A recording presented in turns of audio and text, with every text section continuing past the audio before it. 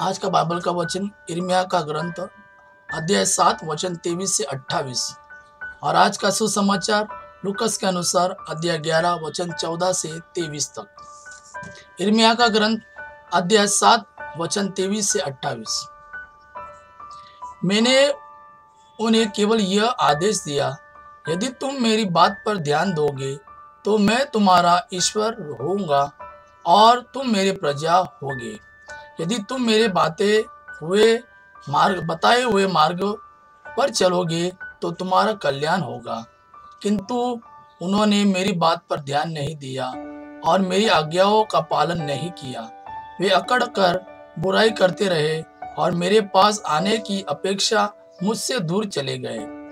जिस दिन उनके पूर्वज मिस्र देश से निकले, उस दिन से आज तक मैं अपने सब सेवकों अर्थात नबियों को उनके पास भेजता रहा, किंतु उन्होंने मेरी बात पर ध्यान नहीं दिया और मेरी आज्ञाओं का पालन नहीं किया। वे अकड़ कर बुराई करते रहे और अपने पूर्वजों से अधिक दुष्ट निकले। तुम उन्हें यह सब बता दोगे, किंतु वे तुम्हारी नहीं सुनेंगे। तुम उन्हें पुकारोगे, किंतु वे उत्तर नहीं देंगे। तुम उनसे यह कहो, यह वह प्रजा है जो अपने प्रभु ईश्वर की बात नहीं सुनती और शिक्षा ग्रहण करने से इनकार करती है। सच्चाई नहीं रही, वह उनके मुख से चली गई है। आज का सुसमाचार लूकस के अनुसार अध्याय 11 वचन 14 से 23 तक।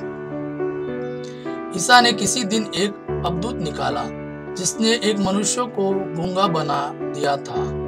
अवधूत के निकलते ही गूंगा बोलने लगा और लोग अचंभे में पड़ गए। परंतु उनमें से कुछ ने कहा, यह अवधूतों के नायक बेल्ज़ेबुल की सहायता से अवधूतों को निकालता है। कुछ लोग ईसा की परीक्षा लेने के लिए उनसे स्वर्ग की ओर का कोई चिन्ह मांगते रहे। उनके विचार जानकर ईसा ने उनसे कहा, जिस राज्य में फूट पड़ जाती है वह उजड़ जाता है और घर के घर ढह जाते हैं। यदि शैतान अपने ही विरुद्ध विद्रोह करने लगे तो उसका राज्य कैसे टिका रहेगा।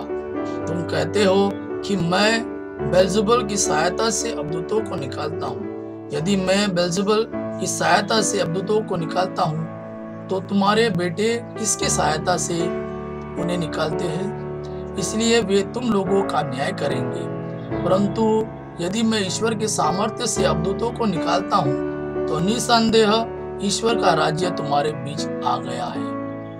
जब बलवान मनुष्य हथियार बांधकर अपने घर की रखवाली करता है तो उसकी धन संपत्ति सुरक्षित रहती है। किंतु यदि कोई उससे भी बलवान उस पर टूट पड़े और उसे हारा दे तो जिन हथियारों पर उसे भरोसा था वह उन्हें उससे छीन लेता और उसका माल लूटकर बांट देता है। जो मेरे साथ नहीं है वो मेरा विरोधी है और जो मेरे साथ नहीं बटोरता वो बिखेरता है।